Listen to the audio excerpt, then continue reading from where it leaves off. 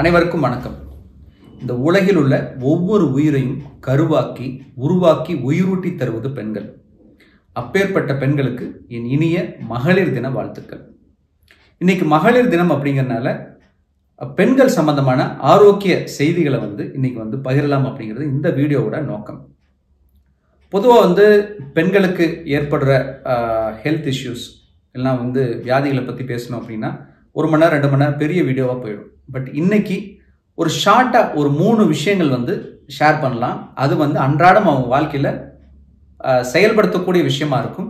அதனால ஆரோக்கிய பலன்களும் கிடைக்கும் அப்படின்னு நான் நம்புகிறேன். அதுதான் இந்த வீடியோவில் நான் முயற்சி பண்ணியிருக்கேன். இப்போ சமீப காலமாக பார்த்தீங்க அப்படின்னா, சமீப காலம் இல்லை, கடந்த ஒரு 30 ஆண்டு காலத்தில் பெண்களின் வாழ்வியல் முறையில் மிகப்பெரிய மாற்றங்கள் நடந்திருக்கு. உதாரணத்துக்கு 90களில் பார்த்தீங்க அப்படின்னா பெரும்பாலும் பெண்கள் வேலைக்கு போகிறவங்க கிடையாது. வீட்டில் இருந்து அவங்க வீட்டு சம்பந்தமான வேலைகள்லாம் பார்த்துக்குவாங்க, குழந்தைங்களை பார்த்துக்குவாங்க, சமைச்சு எல்லாமே செஞ்சுக்குவாங்க. ஆனால் இப்போது பெரும்பாலான பெண்கள் வேலைக்கு போகிறவங்களா இருக்காங்க. அந்த வேலைக்கு போகிற பெண்களோட நிலை இன்னும் மோசமாக இருக்குது. ஏன்னா அன்னைக்கு நடந்த மாதிரியே வீட்டில் இருக்கிற வேலைகளும் பார்த்துட்டு இன்னைக்கு அவங்க வேலைக்கும் போய் ஆஃபீஸ் ஒர்க்கும் பார்க்க வேண்டிய ஒரு சூழல் இருக்குது. ஸோ இதில் நமக்கு வியாதிகள் உண்டாகிறதுக்கு மிக முக்கியமான காரணமாக சமீப காலமாக நம்மளோட நிறைய வீடியோஸில் நீங்கள் பார்த்துருப்பீங்க. மிக முக்கியமான ஒரு காரணமாக இருக்கிறது உடல் பருமன் இல்லைன்னா ஒபிசிட்டி. இந்த உடல் பருமன் இல்லைன்னா ஒபிசிட்டி வேலைக்கு செல்லும் பெண்களுக்கு மிக அதிகமாக உள்ளது அப்படின்னு சொல்லி சமீபத்திய ஆய்வுகள் எல்லாமே சொல்லுது. உதாரணத்துக்கு 80% ஒர்க்கிங் உமன் ஓவர் வெயிட்டாக இருக்காங்க அப்படின்னு ஒரு ஆய்வு சொல்லுது. சிட்டியில் வாழ்கிற பெண்கள், அதாவது வேலைக்கு போகிற பெண்கள் 3 பேர்த்துல 2 பேர் இந்த மாதிரி ஒபிசிட்டியில் ஓவர் வெயிட்டில் இருக்காங்கன்னு இன்னொரு தகவல் சொல்லுது. ஸோ இது இந்த ஒரு ஸ்ட்ரெஸ்னால அவங்க வீட்டு வேலையும் பார்த்துட்டு வெளி வேலையும் பார்த்துட்டு அவங்களோட ஆரோக்கியத்தை கவனிக்க முடியாத ஒரு சூழல் உண்டாயிருக்கு. ஸோ இதை எப்படி சரி பண்ணுறது, அவங்க வாழ்க்கையில் பண்ண வேண்டிய சின்ன மாற்றங்கள், ஒரு 3 மாற்றங்களை டிஸ்கஸ் பண்ணுவோம். அதில் முதல் விஷயம் என்ன அப்படின்னு பார்த்தீங்கன்னா, வியாதிகள் உண்டாகிறதுக்கு முக்கியமான காரணம் உடல் பருமன் சொல்லிட்டேன். ஸோ உடல் பருமனை சரி பண்ணணும்னா முதல்ல என்ன பண்ணணும், உணவை மாற்றணும். அதுதான் நமக்கு எல்லாத்துக்கும் தெரிஞ்ச விஷயம். ஸோ உணவில் செய்கிற தவறுகள் என்ன அப்படின்னு கேட்டிங்கன்னா, உணவில் இருக்க விஷயங்கள் 3 விஷயங்களாக பிரித்தோம்னா, time of food, quality of food and quantity of food. இந்த டைமிங் ஆஃப் ஃபுட் அப்படிங்கிறது ரொம்ப அவங்களுக்கு மாறுதல் அடையுது. ஏன்னா அவங்க ஆஃபீஸ் போகிறவங்க குழந்தைங்கள்லாம் ரெடி பண்ணி ஸ்கூலுக்கு அனுப்பணும், இல்லை காலேஜுக்கு அனுப்பணும், அவங்க ஹஸ்பண்டுக்கு போட்டு கொடுக்கணும். அதுக்கு பிறகு அவசர அவசரமாக இவங்க சாப்பிட்டுட்டு போவாங்க, இல்லைன்னா டிஃபன் பாக்ஸ் எடுத்துகிட்டு போய் பிரேக் டைமில் சாப்பிடுவாங்க, இல்லை ஆஃபீஸ் போய் அவசர அவசரமாக சாப்பிடுவாங்க. சில பேர் பிரேக்ஃபாஸ்ட்டே எடுத்துக்கிறது கிடையாது. அதுக்கு பதிலாக கேன்டீனில் ஸ்நாக்ஸ் ஒரு 11 o'clock ஸ்நாக்ஸ் எதாவது எடுத்துகிட்டு சமாளிச்சுக்கிறாங்க. ஸோ இது நிச்சயமாக நமக்கு ஒரு கஷ்டமான ஒரு காலம்தான். பட் இருந்தாலும் ஒரு மிகப்பெரிய உண்மை என்னன்னா, காலை உணவை சரியான நேரத்தில் எடுக்கல, சரியான அளவில் எடுக்கலன்னா ஆரோக்கிய குறைபாடு வரும். இது யாரும் மாற்ற முடியாது. ஸோ அதுக்கான நேரத்தை நம்ம முடிவு பண்ணி அந்த உணவு நேரத்தை நிச்சயமா மாற்றியே ஆகணும். வேற வழியே கிடையாது. இந்த உணவு நேரத்தை டிசிப்ளின்டாக கொண்டு வந்தீங்க அப்படின்னா உங்க ஆரோக்கிய குறைபாடு வர்றது வெகுவாக குறையும். அது மட்டும் இல்லாமல் நீங்க ஒரு ஆள் உணவு நேரத்தை டிசிப்ளின்டாக மாற்றினீங்க அப்படின்னா உங்கள் ஃபேமிலியில் இருக்க எல்லாருமே டிசிப்ளின்டாக மாறிடுவாங்க. ஏன்னா வேறு வழி இல்லை. இந்த நேரத்துக்கு மேலே இங்கே சாப்பாடு கிடைக்காது அப்படின்னு ஒரு ரூல்ஸ் கொண்டு வாங்க. காலையிலையா மத்தியானமா இரவாக இருந்தாலும் சரி, இந்த நேரத்துக்குள்ளே சாப்பிடணும், இதுக்கு மேலே கிச்சன் க்ளோஸ் பண்ணுவோம் அப்படின்னு சொல்லி ரூல்ஸை கொண்டு வாங்க. நிச்சயமாக எல்லாருமே அந்த நேரத்தில் சாப்பிட்டு பழகுவாங்க. நம்ம டிலே பண்ண எல்லாரும் டிலே பண்ணி தருப்பாங்க.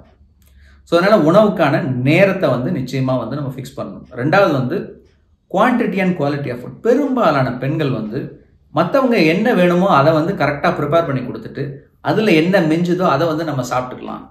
சில நேரங்களில் அதிகமாக மிஞ்சிருச்சுன்னா கூட வேஸ்ட் ஆகிடக்கூடாது அப்படின்னா அதிகப்படியான உணவு எடுத்துக்கிற பழக்கமும் இருக்குது. ஸோ நேரத்துக்கும் சாப்பிட்றதில்ல, சரியான உணவும் சாப்பிட்றதில்ல.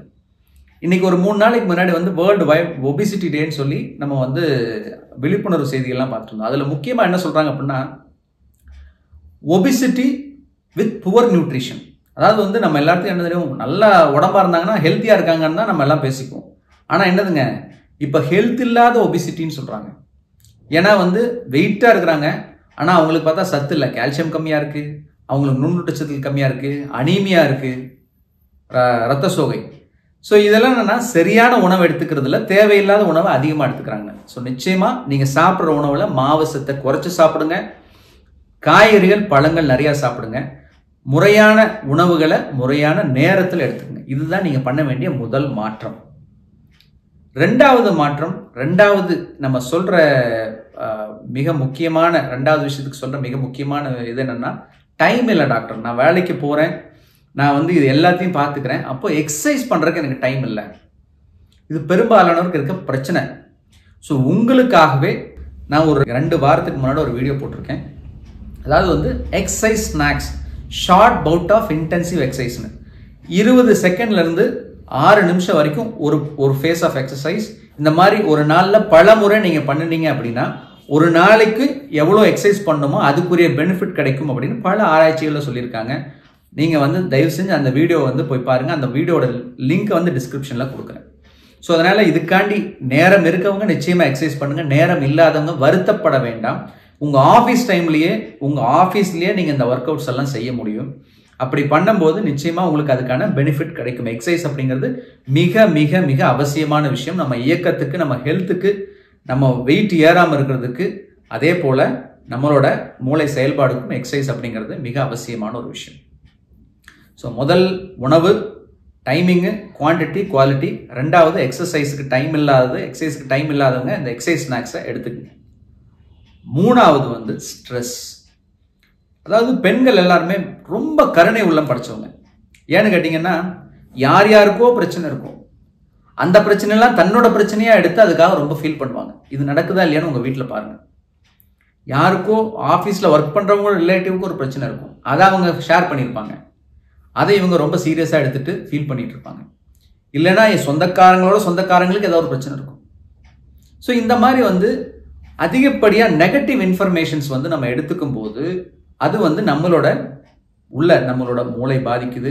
அதே போல நம்மளோட ஸ்ட்ரெஸ் லெவல்ஸ் அதிகப்படுத்துது. ஸ்ட்ரெஸ் ஹார்மோன்ஸ் ரிலீஸ் ஆகிறதுனால அதனாலேயும் உடல் பருமன், இல்லைன்னா சர்க்கரை வியாதி, மற்ற எல்லா தொந்தரவுகள், இருதய தொந்தரவு இதெல்லாம் வருது. இதை அவாய்ட் பண்றதுக்கு ஒரே ஒரு சிம்பிள் விஷயம் நான் சொல்லட்டுமா? அதிகப்படியாக செல்போன் பேசுறதை தவிர்த்துருங்க.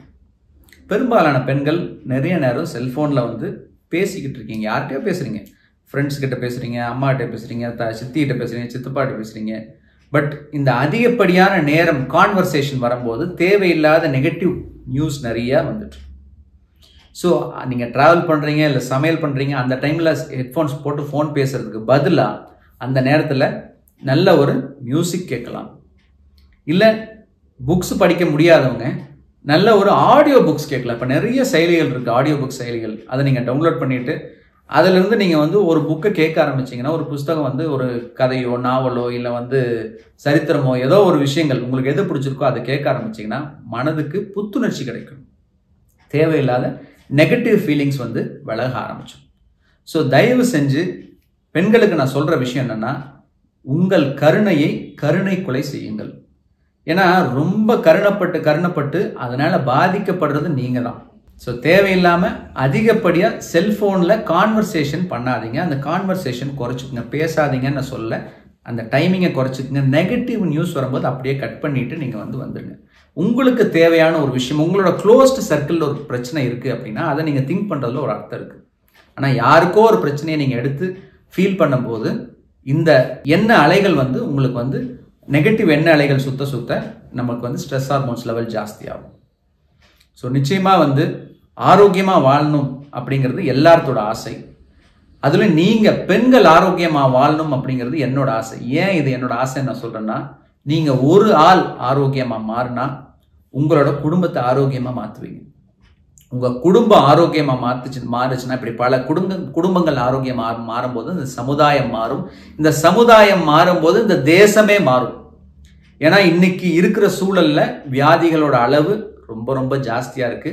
அதை மாற்றம் பண்றதுக்கு ஒரு சின்ன துளியா வந்து நீங்க வந்து முயற்சி பண்ணீங்க அப்படின்னா அது கொஞ்சம் கொஞ்சமா பெரிய வெள்ளமா மாறும் அப்படிங்கிறது என்னோட எண்ணம். மீண்டும் ஒரு முறை அனைவருக்கும் இனிய மகளிர் தின வாழ்த்துக்கள்.